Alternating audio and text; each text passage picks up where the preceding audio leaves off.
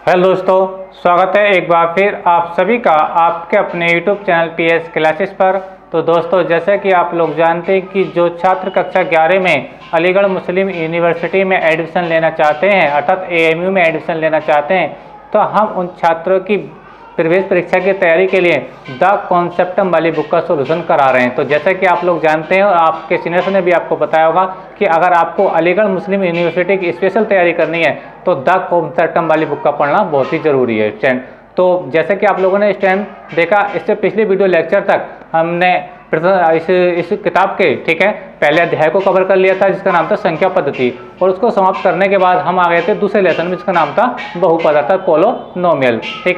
हमने polynomial chapter के यानी प्रश्नावली से प्रश्न संख्या 40 तक के सवालों को सॉल्व कर लिया था।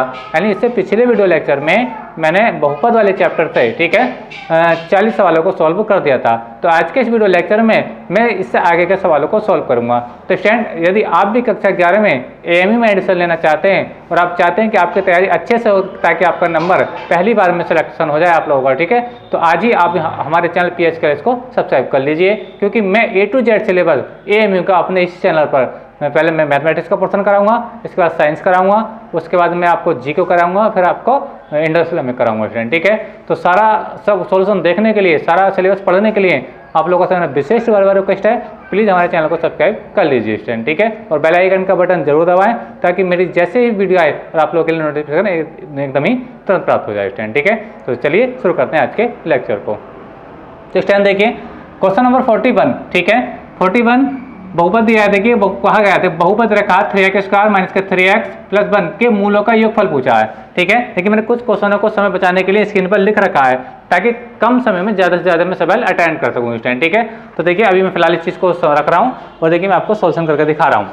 तो देखिए क्वेश्चन देखते हैं। बहुपद है, बहुपद 3x² - 3x + 1 के मूलों का योगफल। तो देखिए मूलों का जो योगफल का सूत्र होता है, देखिए वो ये होता है, क्या होता है, अल्फा प्लस बीटा। याद रखना, ये शून्य के भी कह देता है, इस बात से कंफ्यूज मत हो जाना। कहीं कहीं बहुपद वाले चैप्टर में शून्य को, इसको शून्य भी कहा है और मूल भी कहा है। तो शून्य कहे या मूल कहे, बात एक ही है। मूलों का योगफल या शून्य का योगफल एक ही बात होती है। फार्मूला होता है अल्फा प्लस बीटा, जहाँ अल्फा और बीटा क्या है, इसके मूल या शून्य की है स्टूडेंट। और फार्मूला होता है -b/a, जब b क्या होता है, x का गुणांक होता है और a क्या होता है, x² का गुणांक होता है स्टूडेंट। तो इसमें हमसे पूछा अल्फा प्लस बीटा हमसे पूछा स्टूडेंट। तो देखिए फार्मूला क्या होता है, -b/a। अब आप सोचेंगे स्टैंड कि मुझे आपको कि b और a का मान कहाँ से मिलेगा, तो आपको जो बहुपद दिया है उसी से a b c के मान मिलते हैं। देखिए कैसे मिलते हैं, जो आपका बहुपद है ये सबसे पहला जो टर्म्स होता है, जो x² के साथ होता है वो a की वैल्यू होती है, जो x के साथ होती है वो b की वैल्यू होती है, स्टैंड। और जो यहाँ पे x के यानी यहाँ पे ये क्या है, इसका साथ कोई भी चर यूज नहीं हुआ है, तो ये आपका c की वैल्यू होती है, यानी इसको हम अचर पद कहते हैं स्टैंड। अच्छा, अब वैल्यू पुट कीजिए स्टैंड। देखिए माइनस ये आ गया। अब देखिए b का मान आप कितना देख रहे हैं, 3, लेकिन अधिकांश बच्चे गलती कर जाते हैं। अगर यहाँ प्लस होता प्लस, तो हम प्लस का 3 लिखते हैं, लेकिन जब ये माइनस होता है, क्या होता है बेटा, माइनस होता है, तो हम ये लिखते हैं -3। तो -3 और -3 क्या हो जाएगा, +3 हो जाएगा स्टूडेंट। और अपॉन क्या है आपका a का मान कितना मैंने आपको बताया 3 है। जब मैं 3 से 3 को डिविजन करूंगा तो कितना आएगा, 1 आएगा। यानी मूलों का जो योगफल आएगा वो कितना आएगा बेटा, 1 आएगा। और ऑप्शन नंबर ए आपका बिल्कुल राइट होगा। उम्मीद करता हूँ एक बार फिर से समझा रहा हूँ। ये आपको एक द्विघात बहुपद दिया था, इसके मूलों का योगफल पूछा था, यानी अल्फा प्लस बीटा का मान पूछा। फार्मूला क्या होता है, -b/a। b होता है x का गुणांक और a होता है x² का गुणांक स्टूडेंट। एक बार फिर से बता रहा हूँ, अगर यहाँ माइनस का चिन्ह आएगा तो वो वैल्यू माइनस की ही रखी जाएगी। अगर प्लस का होता, मान लीजिए ऐसा सवाल होता तो हम ये प्लस नहीं करते, -+ का 3 रहता, -3 रहता स्टूडेंट। तो याद रखें चीज़, अगर यहाँ माइनस आया है, अगर यहाँ माइनस लगा तो हम -3 लिखेंगे। तो माइनस पहले से था सूत्र का और एक माइनस, ये तो माइनस क्या बन जाएगा, ये प्लस बन जाएगा। क्या बन जाएगा, ये प्लस बन जाएगा। और a का मान तो ऑलरेडी प्लस का है, तो 3 से 3 रेड कर तो कितना आएगा, 1 आएगा स्टूडेंट। तो उम्मीद करता हूँ ये क्वेश्चन आपको समझ में आ चुका होगा स्टूडेंट। बात करते हैं क्वेश्चन नंबर 42 की। तो अब देखिए मैं इसको साफ कर रहा हूँ और इसका सोल्यूशन मैं जस्ट ऊपर बता रहा हूँ। चलिए देखिए क्वेश्चन नंबर 42 क्या कहा गया है, देखिए मैं आपको पढ़कर सुना रहा हूँ पहले। और देखिए क्वेश्चन नंबर 42 के मैंने ऑप्शन नहीं लिखे हैं, लेकिन हाँ इसका जो सटीक आंसर आएगा, जो सही आंसर होगा वो आपको देख करके खुद ही समझ में आ जाएगा कि इसको कैसे सॉल्व किया जाता है स्टूडेंट। तो चलिए देखते हैं क्वेश्चन नंबर 42 का सोल्यूशन कैसे करेंगे। देखिए आपको देखिए शून्य दे रखे हैं, 5 और एक माइनस के 3, यानी 2 शून्य, यानी ये तो आपका अल्फा मान लीजिए और ये मान लीजिए आपका बीटा। ठीक है, इसी का सोल्यूशन मैं दिखा रहा हूँ। ठीक है, अब बहुपद का जो सूत्र होता है, इनका बहुपद बताओ, तो बहुपद का जो सूत्र होता है स्टैंड वो होता है, देखिए मैं बता रहा हूँ, x square minus alpha plus beta x plus alpha गुणा बीटा, ये फार्मूला है बहुपद बनाने का। क्या बनाने का बेटा? बहुपद बनाने का। ठीक है, तो एक्स स्क्वायर माइनस एल्फा की वैल्यू डालिए बेटा, एल्फा कितना आपका 5। ठीक है, अच्छा बीटा का मान डालिए, प्लस है ये और ये क्या माइनस का, तो प्लस माइनस माइनस हो जाएगा स्टैंड, और बीटा का मान कितना 3। ठीक है, माइनस का 3 है, प्लस माइनस माइनस हो गया। अच्छा एक्स ये आ गया प्लस एल्फा का मान कितना 5 और बीटा का मान कितना माइनस के 3 स्टैंड, कितना माइनस के 3। ठीक है, सोल्व कर लेते हैं। एक्स स्क्वायर माइनस, देखिए 5 से 3 जाएगा, 2 बचेगा स्टैंड, तो कहते 2 और ये वाला एक्स ही आ गया 2x, प्लस माइनस माइनस हो जाएगा और 3 5 15 हो जाएगा। ठीक है, तो आपका जो फाइनली बहुपद है वो कौन सा होगा? ये वाला होगा। देखिए ऑप्शन इसका कौन सा ठीक है? ये ऑप्शन है आपका क्वेश्चन नंबर ये 42 में दिया। देखिए 4 ऑप्शन दिए हैं इसमें, और ये ऑप्शन में देखता हूँ कौन सा ऑप्शन पर है। ये ऑप्शन है आपका बेटा बी ऑप्शन ठीक है इसका। कौन सा ठीक है? बी ऑप्शन इसका राइट है। कौन सा का? 42 का बी ऑप्शन राइट है। एक्स स्क्वायर माइनस के 2x माइनस के 15। उम्मीद है कि आपको समझ में आ गया। बाकी 3 है वो गलत है। ठीक है, हमें जो सही आंसर है उसी को मैंने आपको करके बता दिया। ठीक है, आपको एग्जाम में भी दिमाग लगाना पड़ेगा, अल्फा सोल्व करना पड़ेगा स्टूडेंट। ठीक है, बात करते हैं क्वेश्चन नंबर 43 की। चलिए इसको आप साफ कर रहे हैं। देखिए 43 में क्या क्या गया हमसे स्टैंड, इसको 42 को साफ कर दीजिए, अभी हो गया। तो अब बात करते हैं 43 में। देखिए बहुपद पी एक्स स्क्वायर प्लस के 3x प्लस 3 सॉरी पी, फिर देखिए बहुपद रखा पी एक्स स्क्वायर प्लस के 3x प्लस पी का एक शून्य कितना माइनस के 2, एक शून्य क्या माइनस के 2 है, तब पी का मान क्या होगा। देखिए इसमें बहुपद में देखिए सोल्यूशन देखते हैं क्वेश्चन नंबर 43 का।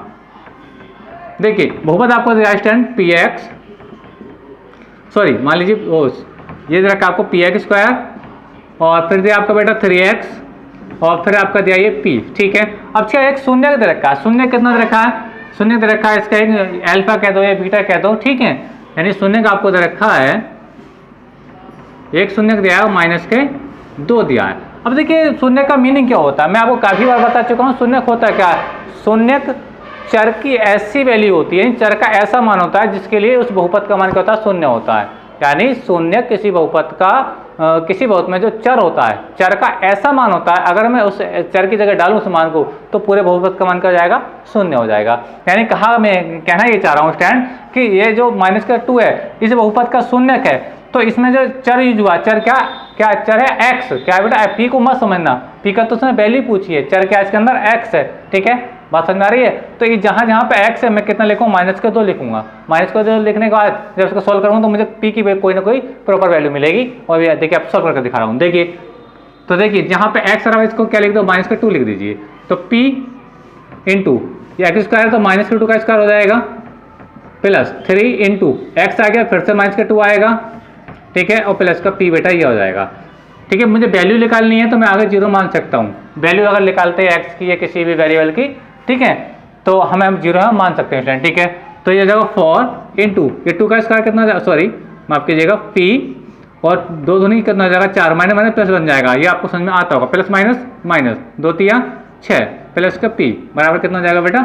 0 हो जाएगा। ठीक है, अच्छा अब देखिए ये हो जाएगा 4p और एक p है तो कितना होगा? 5p हो जाएगा। कितना जाएगा? 5p और ये माइनस के 6 बराबर कितना है? 0। एक बार फिर समझे 4 की गुणा p से 4p और एक p कितना होगा? 5p हो गया स्टूडेंट। ठीक है, आगे इसको सोल्व कर दीजिए।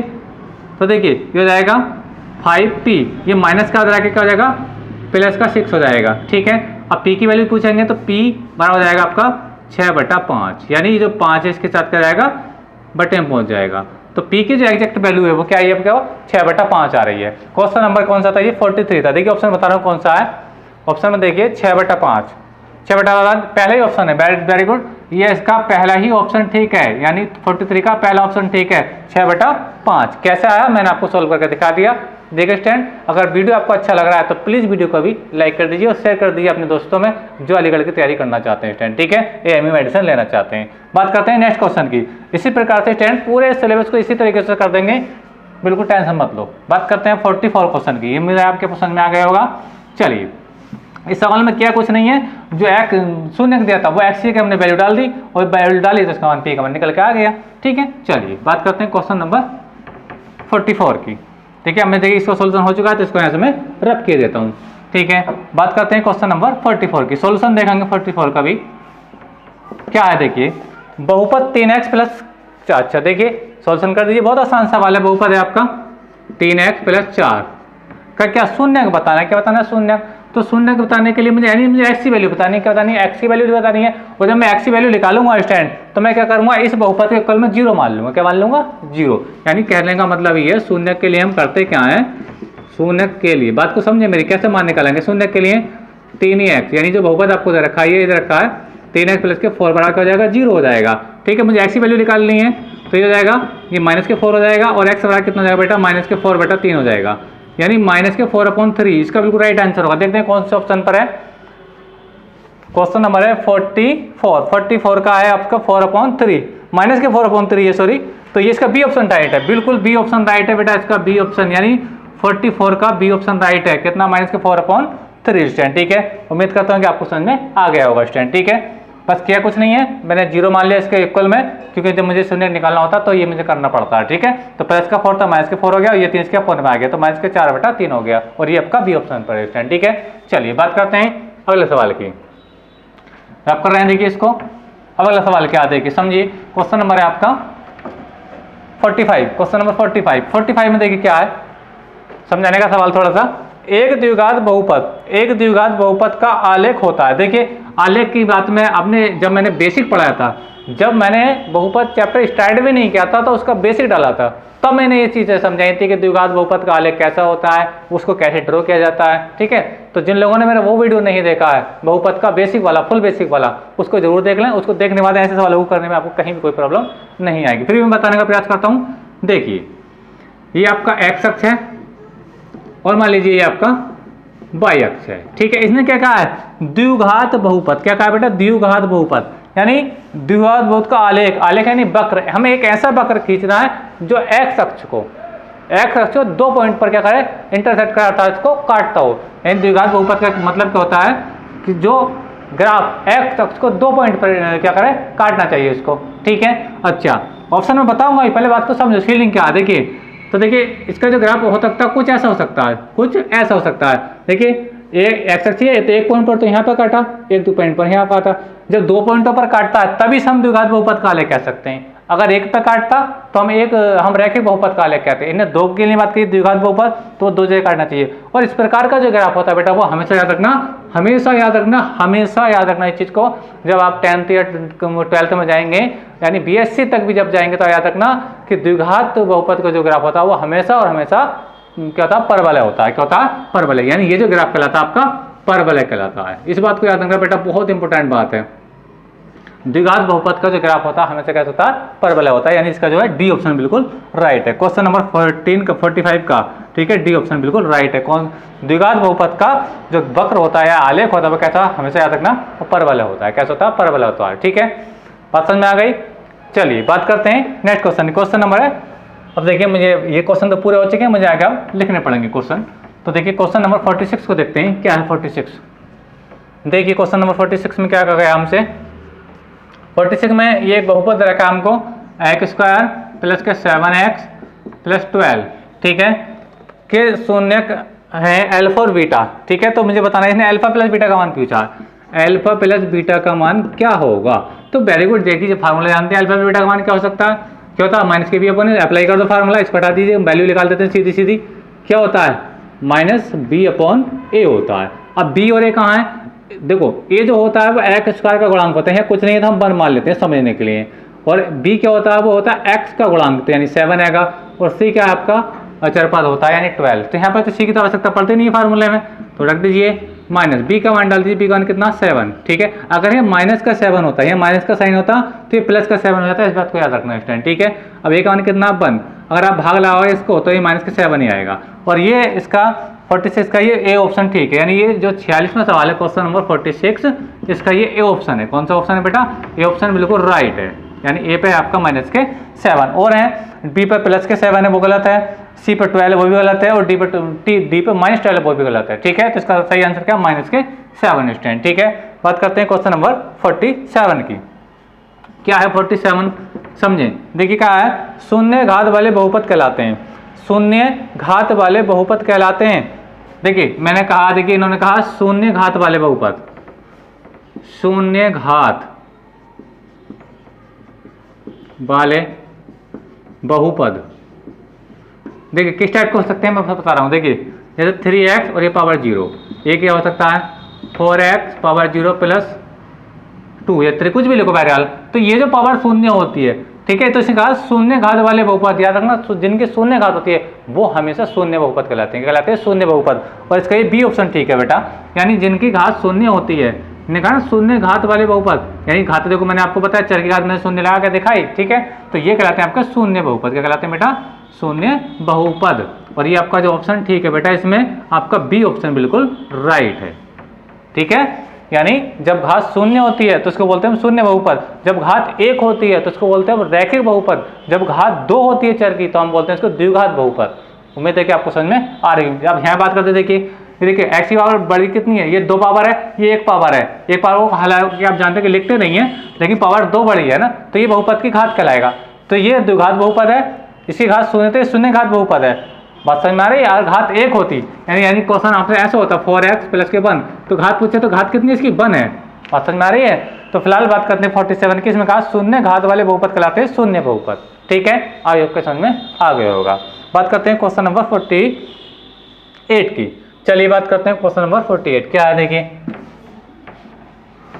क्वेश्चन नंबर 48 में कहा गया है स्टैंड ये 3x square 3x square minus के kx और प्लस के 6, ठीक है, के शून्यकों का योग, शून्यकों का योग कितना माइनस के 3, यानी अल्फा प्लस बीटा। अगर इसके जो शून्य का अल्फा बीटा है तो शून्यकों का जो योग दिया है वो कितना दिया, माइनस के 3 दिया। कितना दिया बेटा? माइनस के 3 दिया। तो के का मान पूछा है, किसका मान पूछा बेटा? के का मान पूछा। बहुत आसान है। देखिए अब देखिए हम क्या जानते हैं, अल्फा प्लस बीटा वाला होता क्या है, होता है माइनस के बी अपॉन ए।